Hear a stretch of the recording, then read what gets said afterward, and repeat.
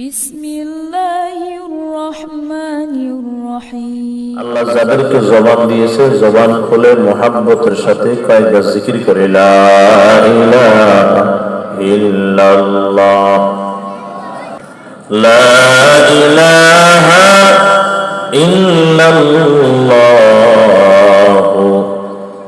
মুহাম্মাদুর রাসূলুল্লাহ।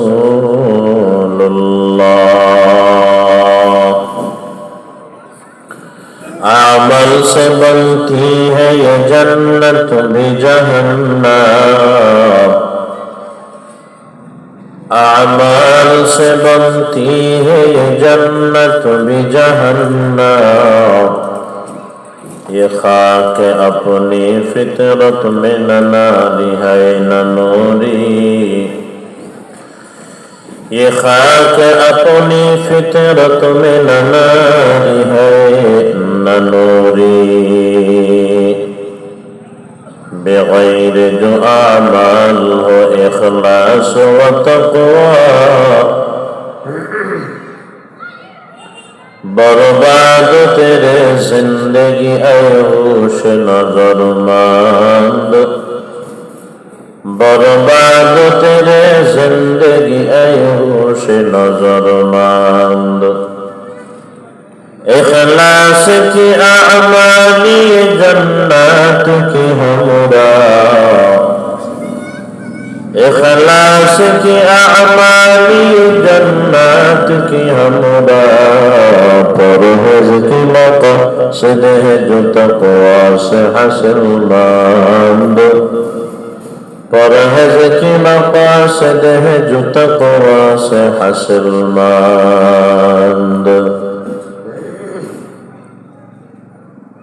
আলহামদুলিল্লাহ, সকলে জবান খুলে পড়ি আলহামদুলিল্লাহ। আমরা সবাই যে মালিকের গোলাম, ওই মালিক থেকে কিছু আদায় করতে গেলে বলেন মাধ্যমের প্রয়োজন আছে না নাই? আছে। তাহলে মালিক থেকে কিছু আদায় করতে গেলে মাধ্যম লাগবে। কি মাধ্যম লাগবে? মাধ্যমগুলো আমার মালিক আমার তিলাওয়াতকৃত আয়াতের ভিতরে বলেন, يا أيها الذين آمنوا استعينوا بالصبر والصلاة। আল্লাহ বলেন, হে ঈমানদারেরা, তোমরা আমি আল্লাহর কাছে সহযোগিতা চাও। মাধ্যম লাগবে না মাধ্যম ছাড়া? বলেন মাধ্যম দিয়া না মাধ্যম ছাড়া? মাধ্যম দিয়া। বলেন কি দিয়া? মাধ্যম দিয়া। মাধ্যম হলো দুইটা, মুখস্থ করবেন বাজার। মাধ্যম কয়টা? এক নাম্বার আল্লাহ বলে বিশ্বর, এক নাম্বার হলো সবর, দুই নাম্বার সলাহ, দুই নাম্বার কি? নামাজ। তাহলে কি বলছে? ঈমানদার সহযোগিতা চাবে কার কাছে? সবাই বলেন না বাবা, কার কাছে? মাধ্যম লাগবে কয়টা? এক নাম্বার, দুই নাম্বার নামাজ। সবর এবং নামাজকে মাধ্যম বানাইয়া আল্লাহর কাছে যদি চাইতে পারি, আপনাদের ধারণা কি আল্লাহ দিতে পারেননি? কথা কয় না, পারে না মনে হয়? আল্লাহ দিতে পারে। মানে আল্লাহ তো দেওয়ার জন্য বসে আছে, আমরা নিতে পারতেছি না। দুনিয়ার মানুষ, দুনিয়ার মানুষের কাছে কিছু চাইলে মানুষ রাগ হয়ে যায়। মানুষের কাছে মানুষ না চাইলে মানুষ খুশি হয়, চাইলে রাগ হয়। আর আমরা এমন মালিকের গোলাম, ওই মালিকের কাছে না চাইলে মালিক রাগ হয়, চাইলে বড় খুশি হয়। সুবহানাল্লাহ বলে। ওরে চাবো কার কাছে? মাধ্যম লাগবে কয়টা বাবা?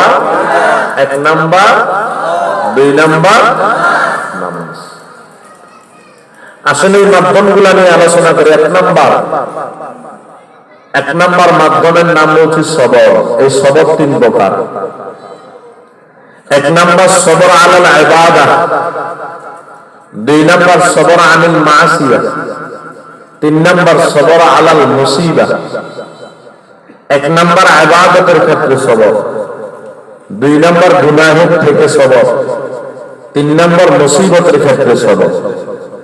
এই তিন প্রকারের সবর করনেওয়ালার জন্য আল্লাহ পাক রব্বুল আলামিন বড় বড় তিনটা পুরস্কার রাখছেন। বলেন সুবহানাল্লাহ। আল্লাহ যেমন বড়, আল্লাহর পুরস্কারও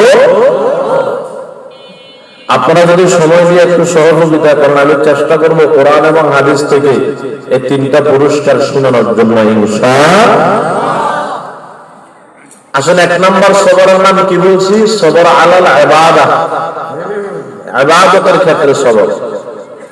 সেটা কি বলে? ইবাদত করতে কষ্ট আছে, কষ্ট করে ধৈর্য ধারণ করে ইবাদত করা, এটার নাম সবর আলাল ইবাদা। বলেন তো, ঠান্ডার রাতে ফজরের নামাজ পড়তে, ঠান্ডা পানি দিয়ে ফজরের নামাজ পড়তে কষ্ট আছে না নাই? নামাজটা যদি ফজর না হইয়ে তাহাজ্জুদ হয় আরো বেশি না বাবা, আরো বেশি। রমজান মাস যদি গরমকালে আসে, একজন কৃষক বাবার জন্য, রিস্কাওয়ালা বাবার জন্য, রিস্কা চালাইয়া কৃষিকাজ করিয়া রমজানে রোজা রাখা, বলেন কষ্ট আছে না নাই? বড় কষ্ট। এই কষ্ট করে ধৈর্য ধারণ করে ইবাদত করা, এটার নাম হলো সবর আলাল ইবাদা। কেন করব? আল্লাহ বেহুদা পাঠান নাই। কি মনে করছেন আল্লাহ আমরা দুনিয়াতে বেহুদা পাঠাইছেন? না, অনেকে তো চলাফেরা, উঠা বসা, মুআমালাত, মুআশারাত এমন ভাবে বুঝায়, মনে হয় যেন আল্লাহ শুধু দুনিয়াতে খাইতে আর ঘুমাইতে পাঠাইছে। আল্লাহ বলেন, আফাহাসিবতুম আন্নামা খালাকনাকুম আবাসা أفحسبتم أنما خلقناكم عبثا وأنكم إلينا لا ترجعون। আল্লাহ বলেন, হে বান্দা, তুমি কখনোই ধারণা করিও না আমি আল্লাহ তোমার দুনিয়ার জমিনে অনর্থক পাঠাইলাম। আবার এই কথাও ধারণা করিও না তোমরা আমি আল্লাহর দরবারে ফিরে আসা লাগবে না।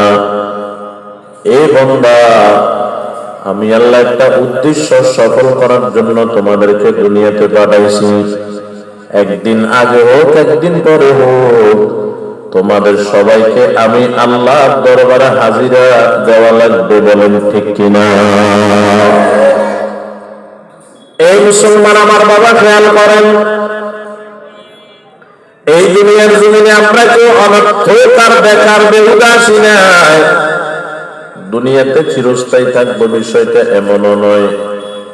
বান্দা বলে, আল্লাহ অনর্থক তো পাঠান নাই, বেকার তো পাঠান নাই, তো পাঠাইছেন কেন একটু জানতে চাই। আল্লাহ বলেন, ওয়ামা খালাকাতুল জিন্না ওয়াল ইনসা ইল্লা লিয়াবুদুন। আল্লাহ বলে, জিন এবং ইনসানকে শুধুমাত্র কেবলমাত্র একমাত্র আমি আল্লাহর ইবাদত করার জন্য পাঠাইলাম। বলেন কার ইবাদত?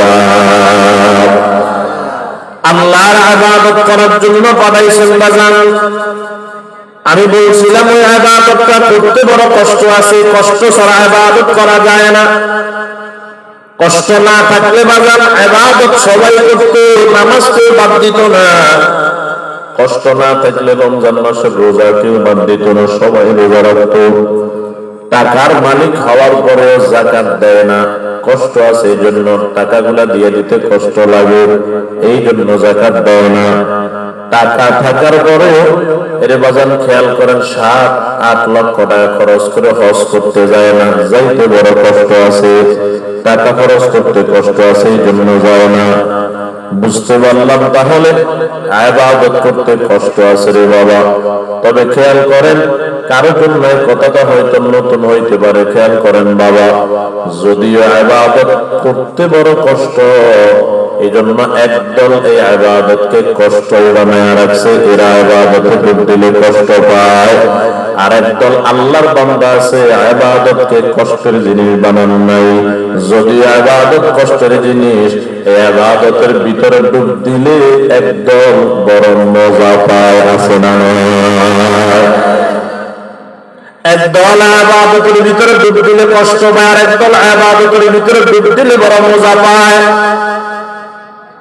এর বাগানে একদল ফজরের নামাজ পড়তে পারে না, আব্বা অনেক কষ্ট করিয়া তারা মসজিদে নেয়, তারপরে সে কষ্ট পায়।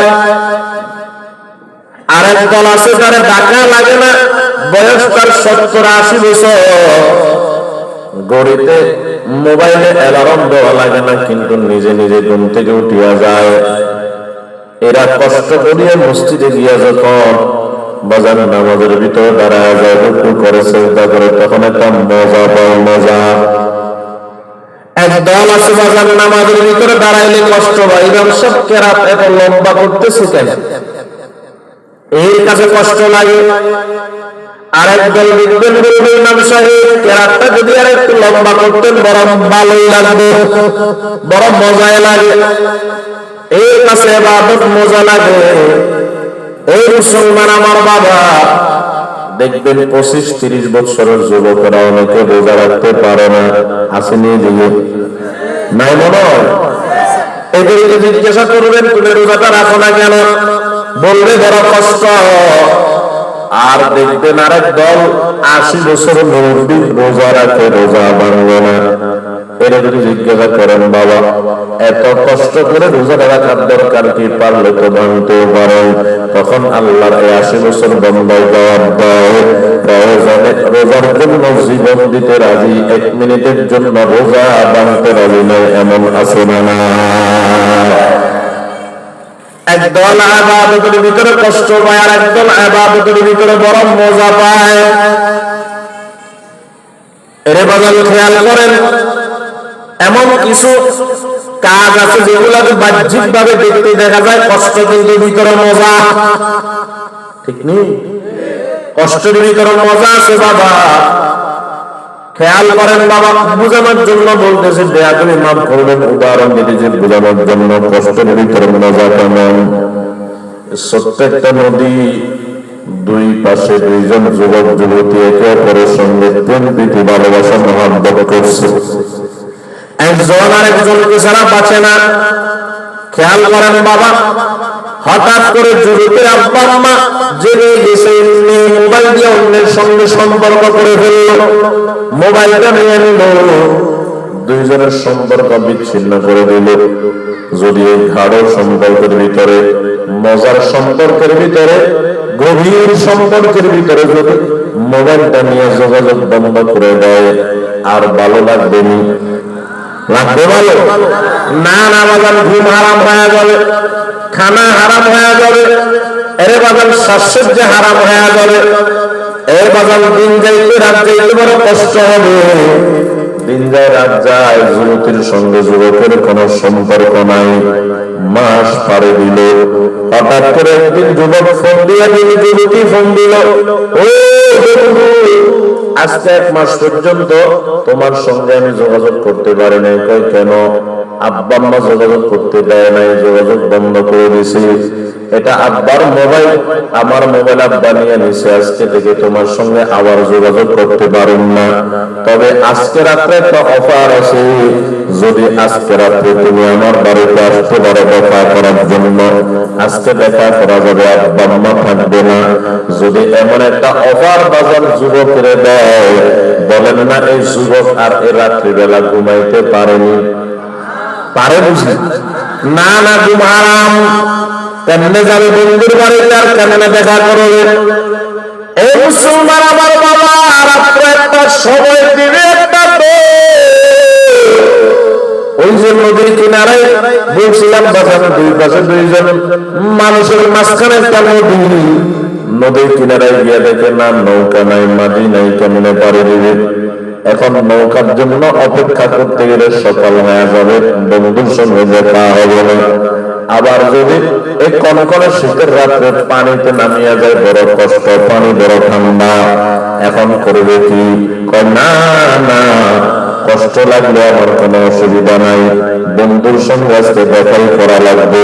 এরে বাজার ঠান্ডা পানি দিয়া সাঁতার কাটা শুরু করলো, হাত দুইটা পানিতে দিল, হাত দুইটা থরথর করে কাঁপে, পাও দুইটা দিল, পাও দুইটা থরথর করে কাঁপা শুরু করে দেয়।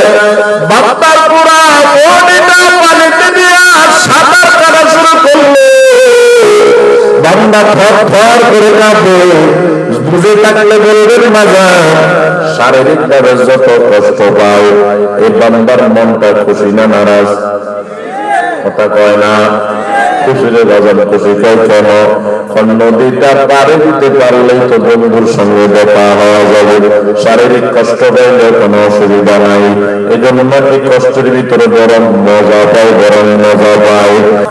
আল্লাহ বান্দা 80 বছর বয়স হয়ে গেল, ফজরের নামাজের 1 ঘন্টা আগে মসজিদে গিয়া ঠান্ডা পানি দিয়ে ওযু করে তাহাজ্জুদ নামাজ আদায় করে, ফজরের নামাজ আদায় করে। রিবাদনের বান্দাও যখন ঠান্ডা পানি দিয়ে ওযু করলো, শরীরটা বান্দার থরথর করে কাঁপা শুরু করে দিল, পেটটা মারা শুরু করে দিল। এই বান্দার মনটা বড় খুশি। আমি ওযু করিয়া যদিও কষ্ট পাই, ঠান্ডা পানি দিয়ে ওযু করিয়া যদি আমি কষ্ট পাই, তাহাজ্জুদের ওযু করতে যদি আমি কষ্ট পাই, আমার কোনো অসুবিধা নাই, মনটা বড় খুশি। আমি যদি এই দুনিয়ার দরিয়াটা ফজরের ওযু দিয়ে সাঁতার করে পার করতে পারি, এই দুনিয়ার দরিয়াটা তাহাজ্জুদের ওযু দিয়ে সাঁতার করে যদি পার করতে পারি, আমার মনটা কয় দুনিয়ার দরিয়াটা পাড়ি দিয়ে পরপারে যাইতে পারলাম, আমি অপর আসমানি পরপারে যাইতে পারলে আমি আমার আসল মাসুক, আসল বন্ধু আমার আল্লাহর সঙ্গে দেখা করতে পারবো। সুবহানাল্লাহ, আল্লাহ আল্লাহ।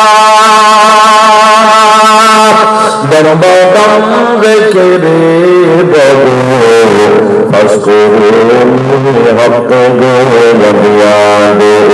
আল্লাহ আল্লাহ নিকুনাত শামসু কমার, আল্লাহ আল্লাহ নিকুনাত সাগর হাজার, আল্লাহ আল্লাহ নিকুনাত আরদু সামা, আল্লাহ আল্লাহ নিকুনাত হাওয়া।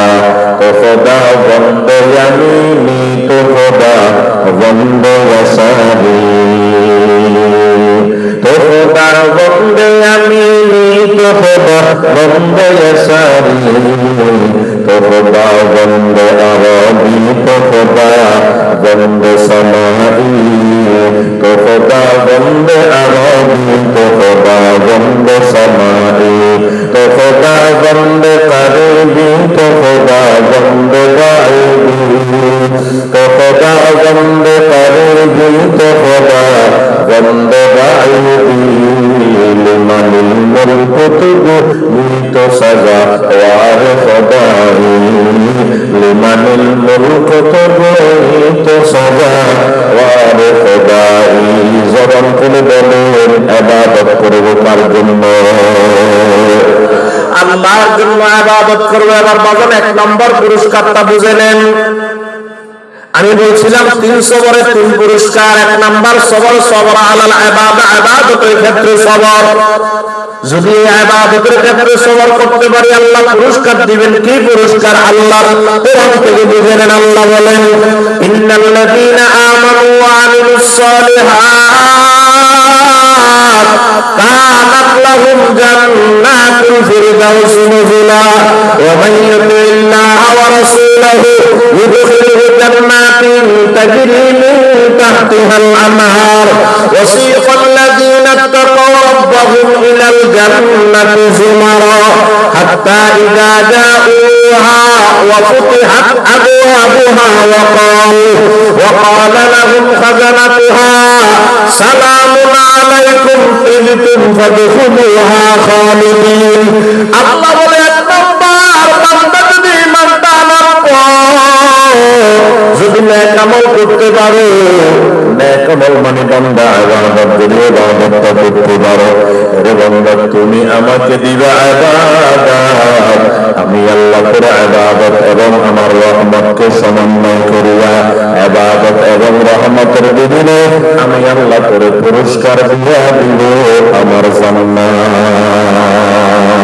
সুবহানাল্লাহ বলেন না বাবা, কে দিবেন? জোরে বল, কি দিবেন? জান্নাত। কয় না কে দিবেন? কি দিবেন? দেখছেন না জান্নাত কোনদিন? কথা কয় না, বাসার মতো নেই। এই মুসলমান আমার বাবা খেয়াল করেন,